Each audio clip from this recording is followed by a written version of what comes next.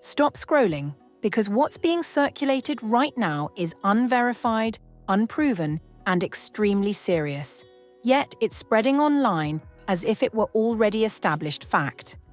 According to viral posts and reaction clips, Tasha K is being credited with claiming proof tied to Claressa Shields and Papoose, including allegations involving a health-related case and a supposed court arrest. Before anything else, this needs to be said plainly. There is no verified medical documentation, no confirmed court ruling, and no credible reporting establishing an HIV-related case involving Claressa Shields or Papoose. Health allegations are among the most harmful forms of misinformation, and nothing publicly substantiated supports the claims being repeated online. So why does this story feel like it's exploding anyway? All because it combines three elements that the internet treats as instant accelerants: health allegations, court imagery, and the word proof. Even when none of those elements are backed by evidence, the implication alone can be enough to trigger outrage, fear, and certainty. And once certainty sets in, facts struggle to catch up. Let's slow this down. First, about the phrase "after Papoose arrest in court."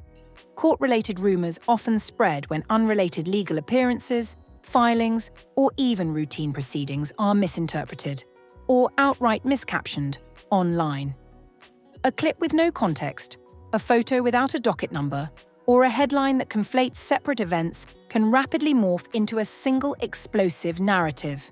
None of that equals confirmation. Context matters, and right now context is missing. Second, about claims proof.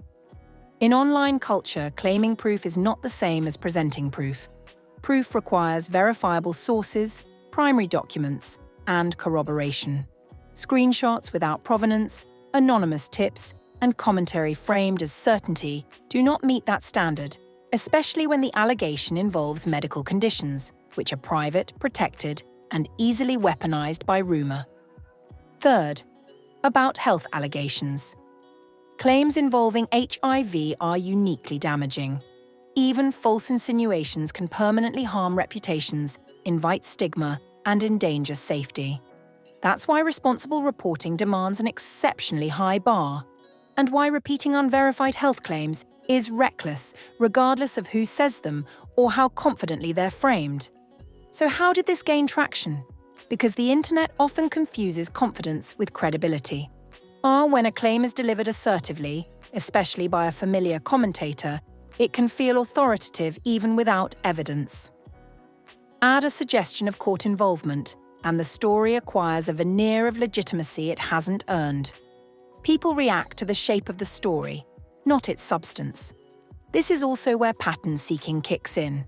Audiences look for continuity, past controversies, public silence, unrelated legal moments, and assume they connect.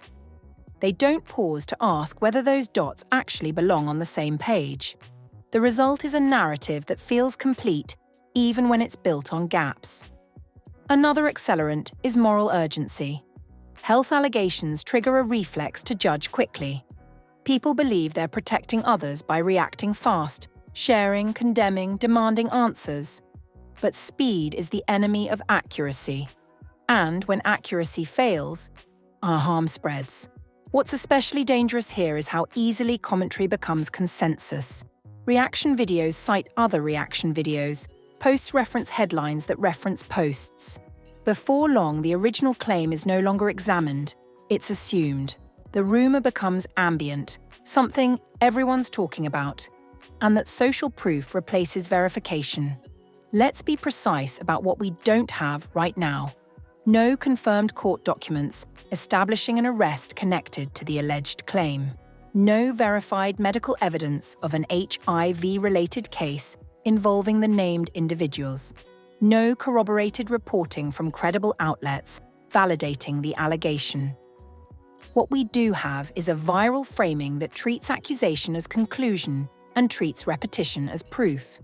This matters because once a health allegation circulates, it doesn't fade cleanly. Even if later disproven, the association lingers. Search results remember the accusation longer than the correction. Screenshots outlive retractions. Silence gets misread as confirmation, even when it's the only responsible response to a baseless claim. And that's the trap. Responding can amplify harm. Not responding can be weaponized as evasion. In this bind, restraint is often the ethical choice, but the internet rarely rewards ethics with patience. So before we go any further, the ground rule for this discussion must be clear. Analysis is not endorsement. Breaking down how a rumor spreads is not the same as validating the rumor. And repeating unverified health claims as fact is unacceptable. Full stop. What we can examine responsibly is how stories like this form, why they spread, and why the combination of proof, court, and health is so potent online, even in the absence of evidence. Because if there's a lesson here, it's this. In the age of viral certainty, the most damaging claims are often the ones that sound official, but aren't. Once a story introduces court language and health allegations in the same breath, it crosses into one of the most volatile zones on the internet. The reason is simple. Courts imply legitimacy, and health claims trigger fear. Put them together, add the word proof, and you've created a narrative that feels official, even when it isn't. That feeling is what carries stories like this forward. Here's how the fusion typically happens. First, a visual cue appears. A courthouse photo. A clip of someone entering or exiting a building. A docket screenshot with no context. Sometimes it's not even current. It's archival footage resurfaced without a date. On its own, this proves nothing. But when it's paired with suggestive language, after arrest, in court, case filed, the audience fills in the blanks. The visual becomes confirmation by implication. Second, a claim of evidence is introduced. Not evidence itself, just the assertion that it exists. Receipts, paperwork, documents. These words are powerful because they shift the burden of proof in the audience's mind. Viewers stop asking, "Is this true?" and start asking, "Where's the proof?" As if the proof's existence is already settled and only its release is pending. Third, health language is layered on top. This is the most dangerous step. Health claims, especially about stigmatized conditions, short-circuit skepticism. All people believe they're reacting responsibly by taking allegations seriously, even when there's no verification. The urgency to protect others often overrides the obligation to verify. From there, the rumor becomes self-propelling. Court imagery suggests consequences. Health language suggests risk. Proof suggests inevitability. None of these require actual evidence to spread. Another accelerant is terminology confusion. Words like case, file, and arrest are often misused online. A case can mean a civil filing, a motion, a docket entry, or even just a commentator's storyline. An arrest can be confused with a court appearance, a bench warrant in an unrelated matter, or a clip taken out of context.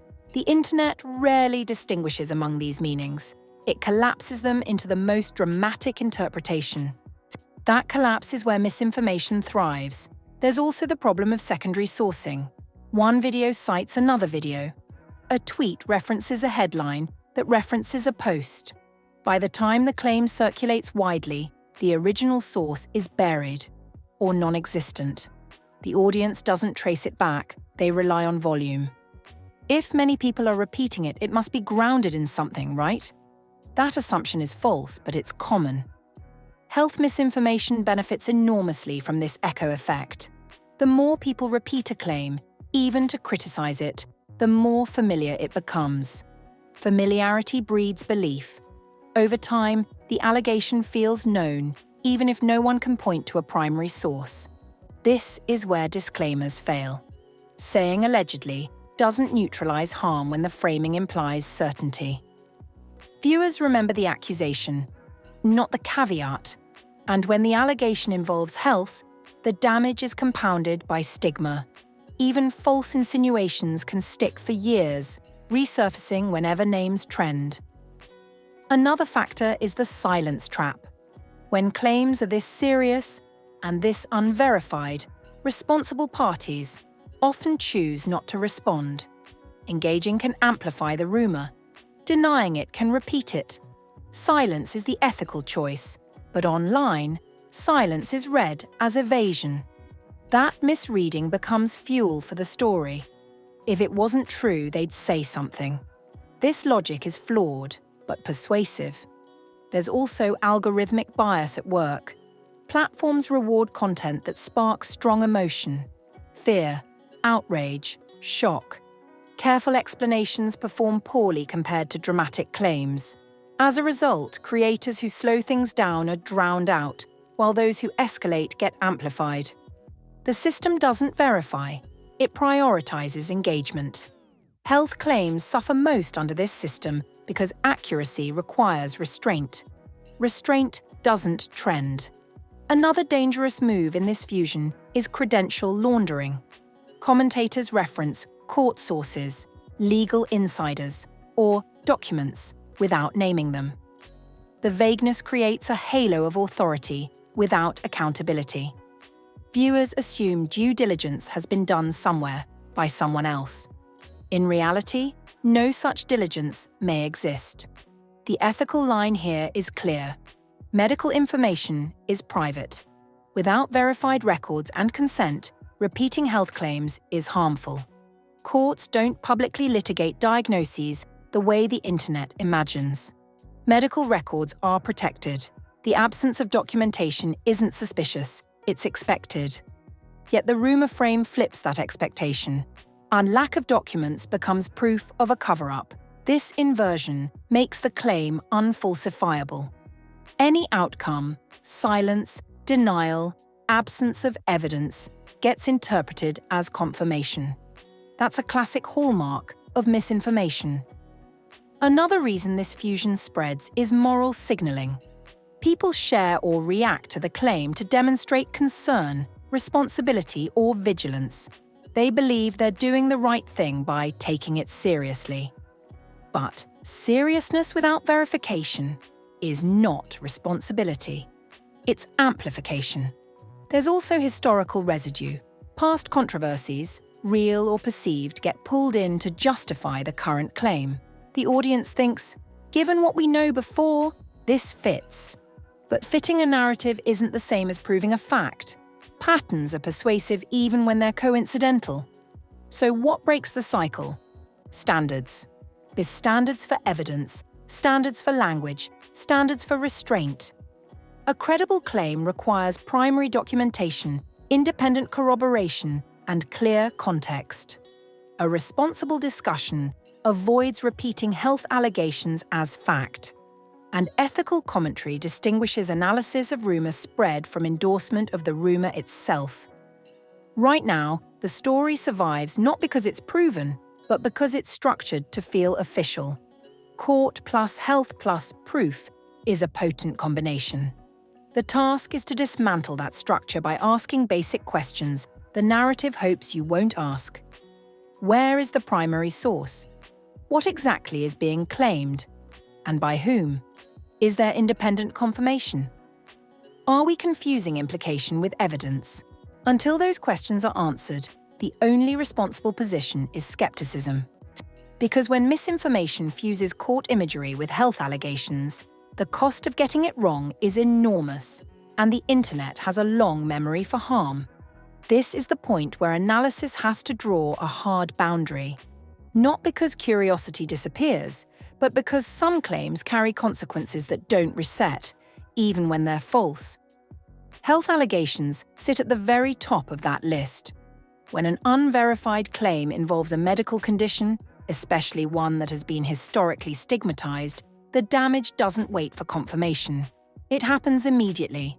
Reputations get altered, relationships get strained, safety concerns emerge, and once the idea is out there, no amount of later clarification fully erases the association. That's why repeating health claims without proof isn't just gossip. It's harm. One of the most common defenses people use when sharing these stories is intention. I'm just repeating what was said. I'm asking questions. I'm raising awareness. But intention doesn't negate impact. In fact, the format of repetition often amplifies harm more than a single original claim ever could. Here's why. Health allegations trigger fear responses. Fear bypasses skepticism. People stop asking whether something is true and start asking who might be at risk. That urgency feels moral, but it's often misplaced. Without verification, fear becomes a vector for misinformation. The story spreads faster because people believe they're doing something responsible, when in reality, they're spreading an unproven accusation. Another ethical failure happens when privacy expectations get inverted. Medical information is private by default, and the burden is not on the accused to disprove a claim. It's on the claimant to prove it. Online culture flips that logic. Silence is treated as suspicious. Privacy is treated as concealment. This inversion pressures people to address rumors they never consented to discuss in public, especially dangerous with health. There's also a misconception about courts and medicine that fuels these stories. People assume that if a health issue were relevant, it would automatically appear in court records or become public. That's not how medical privacy works. Diagnoses are protected, records are sealed. The absence of documentation isn't a red flag. It's normal. Treating that absence as evidence of a cover-up is a fundamental misunderstanding of both law and medicine. Another reason these claims are so damaging is stickiness. Even if a rumor is later debunked, the debunk rarely travels as far as the allegation. Screenshots outlive retractions. Clips outlast context. Search results remember the accusation longer than the correction. Years later, the insinuation can resurface with fewer caveats, presented as old news or what everyone heard. That's how stigma becomes permanent. There's also a power imbalance that often goes unacknowledged. Commentators face minimal risk for being wrong. The people named carry the lifelong cost of the association. If the story fades, the commentator moves on. If it sticks, the subjects don't get to opt out. This imbalance incentivizes bold claims and discourages restraint. Ethically responsible commentary has to account for that imbalance. Another dangerous pattern is health claims used as narrative leverage. Once introduced, they become a trump card in debates. Disagreeing gets framed as denial. Skepticism gets framed as complicity. The conversation stops being about evidence and becomes about moral posture. That dynamic shuts down critical thinking and rewards the loudest voice. This is why disclaimers are not enough. Saying allegedly does not neutralize the harm when the framing implies certainty. The audience remembers the allegation, not the caveat. Repeating the claim, even to critique it, can still spread it. Ethical analysis requires describing how rumors spread without restating the harmful content as fact.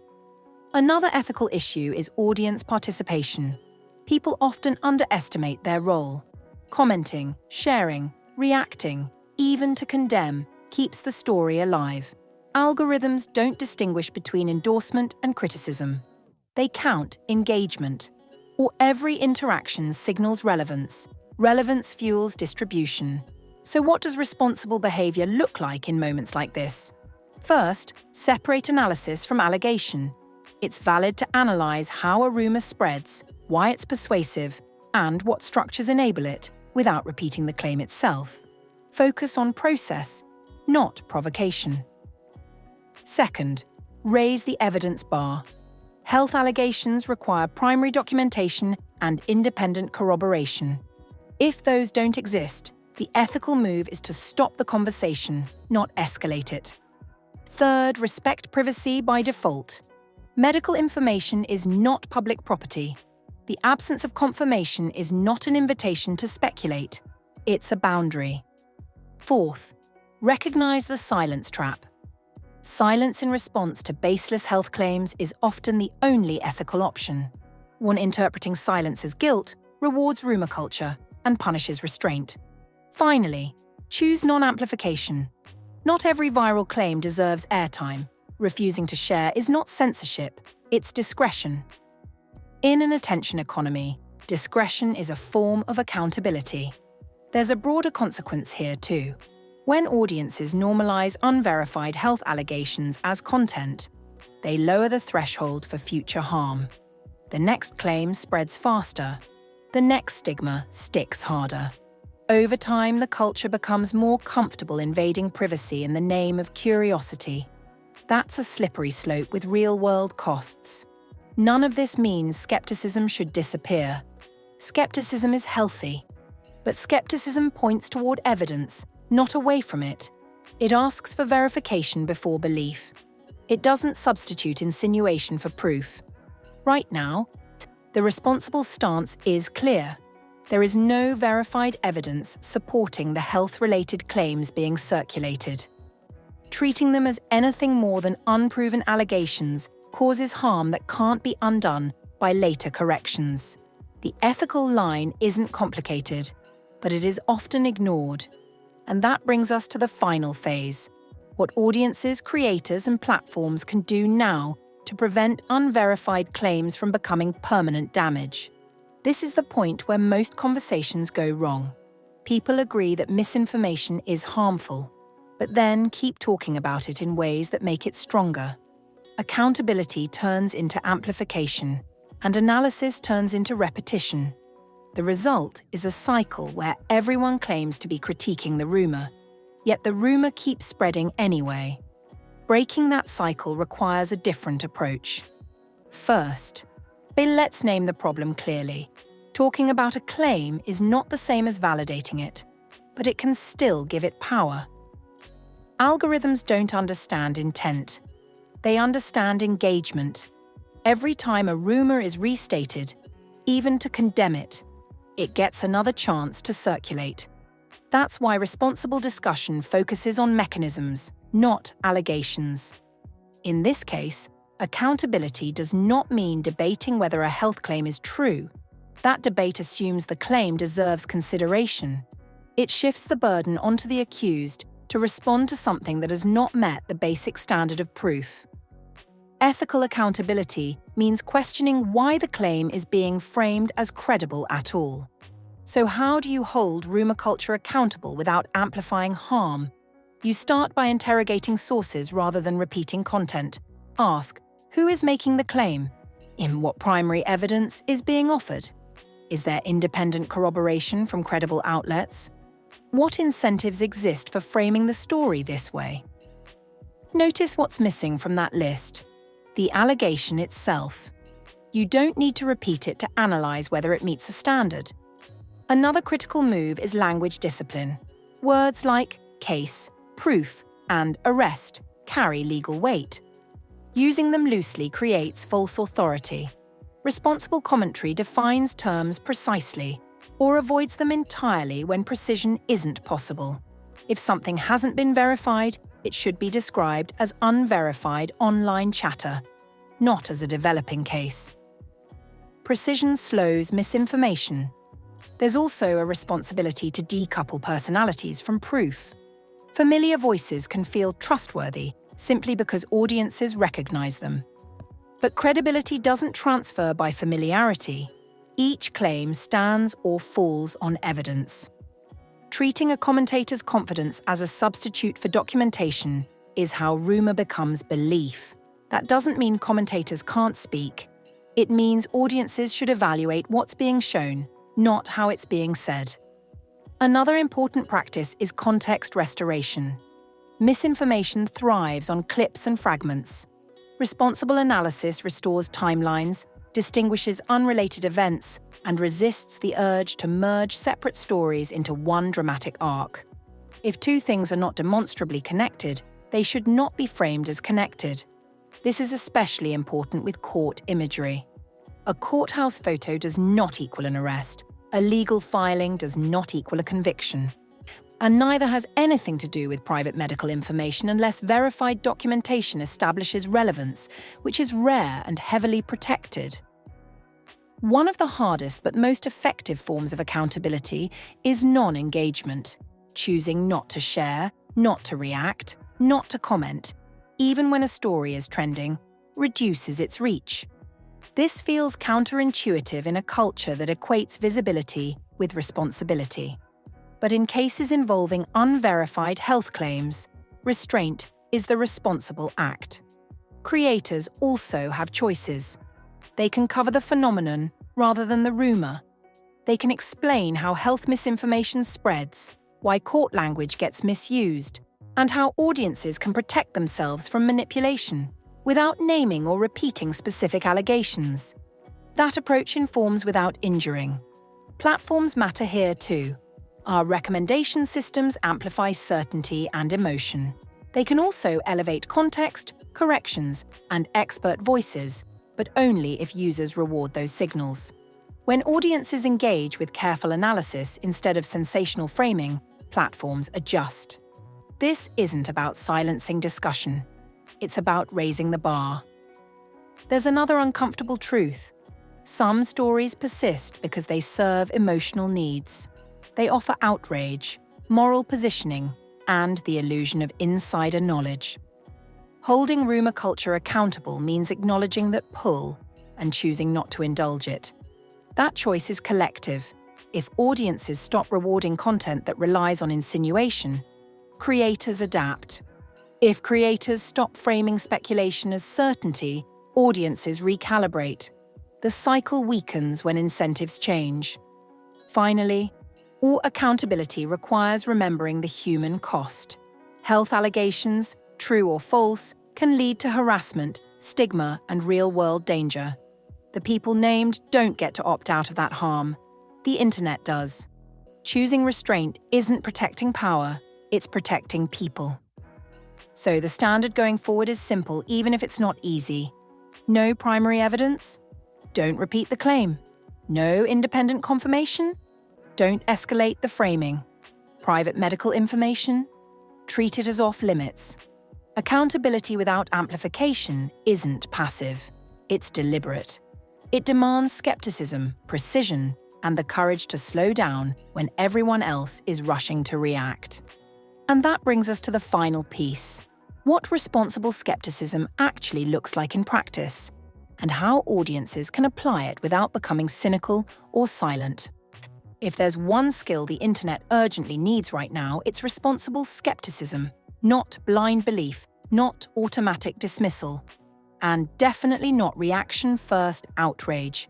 Responsible skepticism is the ability to question loudly without amplifying harm, and to demand evidence without repeating unverified claims. That distinction matters. In moments like this, audiences often feel torn between two extremes. On one side, there's the impulse to believe because a claim sounds serious and urgent. On the other, there's the instinct to shut everything down as just gossip. Neither approach helps. One spreads harm, the other shuts down accountability. Responsible skepticism sits in the middle, and it's harder, but it works. Here's what responsible skepticism actually looks like in practice. First, separate the messenger from the message. So a familiar or confident voice does not equal verified information. When a claim is attributed to a commentator such as Tasha K, the correct question is not, do I trust them? But, what primary evidence is being presented? Trust is not transferable. Evidence is. Second, interrogate the evidence, not the drama. Screenshots without provenance, unnamed sources, blurred documents, and trust me framing are not proof. Responsible skepticism asks for primary documents, independent corroboration, and clear timelines. If those aren't available, the claim doesn't advance, no matter how compelling the story sounds. Third, understand the red lines. Private medical information is one of them. Claims about health, especially stigmatized conditions, require the highest evidentiary bar and the greatest restraint. Without verified documentation and consent, repeating such claims is unethical. Period. That applies regardless of who is named, including Claressa Shields or Papoose. Fourth, don't confuse court aesthetics with court facts. Courthouse photos, legal jargon, and the word case can create a false sense of legitimacy. Responsible skepticism asks, what exactly happened? What docket? What jurisdiction? What charge? What ruling? If those answers aren't concrete and verifiable, the framing should be downgraded, not escalated. Fifth, watch for incentive-driven framing. Sensational language travels farther than careful analysis. That doesn't make it true. When a story is packaged for maximum shock, especially with words like proof, exposed, or arrest, pause and ask who benefits from that framing. Attention is an incentive. Engagement is an incentive. Accuracy often isn't. Sixth, recognize the silence trap. Silence is not evidence. In cases involving unverified health claims, silence is often the only ethical response. Interpreting restraint as guilt rewards rumor culture and punishes responsibility. Responsible skepticism refuses that shortcut. Seventh, avoid debunking by repetition. Repeating an allegation to argue against it can still spread it. The safer approach is to discuss process rather than content. How misinformation spreads, why certain framings mislead, and what standards are missing, without restating the harmful claim. Eighth, check your role in the algorithm. Commenting, sharing, reacting, even critically, signals relevance. Relevance fuels reach. If a claim hasn't met basic standards, the most responsible move may be to disengage. Non-amplification is not apathy, it's accountability. Ninth, demand standards consistently. Don't raise the evidence bar only for people you dislike or stories that feel inconvenient.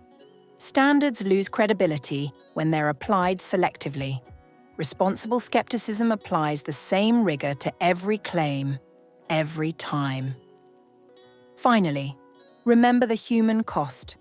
Behind every name in a headline is a person who bears the consequences of association, long after the trend fades. Health allegations can lead to harassment, stigma, and real-world harm. The internet moves on. People don't always get to. So where does that leave us? It leaves us with a clear principle. Extraordinary claims require extraordinary evidence, and until that evidence exists, the responsible stance is restraint. Not silence born of fear, but restraint born of ethics. You don't have to choose between curiosity and compassion. You can question loudly while refusing to spread unverified harm. You can ask for proof without turning speculation into spectacle. And you can hold rumor culture accountable by refusing to reward it. That's how narratives lose power. Because rumors don't survive on truth. LL, they survive on repetition. When repetition stops, so does the damage. L, if you've stayed through this breakdown, hit like to support analysis that prioritizes evidence over escalation. In the comments, share how you decide when a story deserves attention and when it deserves restraint. Subscribe and turn on notifications for discussions that slow misinformation instead of speeding it up. In an era where certainty goes viral and corrections whisper, choosing responsible skepticism isn't quiet, it's powerful.